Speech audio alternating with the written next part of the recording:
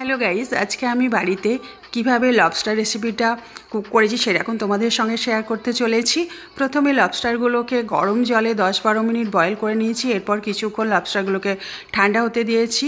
তারপর একটা সবজি কাটার নাইফ দিয়ে এই লবস্টারের সেলের ওপর জোরে হিট করে সেলগুলোকে আমি ক্র্যাক করে নিয়েছি। তারপর সেলগুলোকে রিমুভ করে দিয়েছি এবং মিটগুলোকে পিস পিস করে নিয়েছি।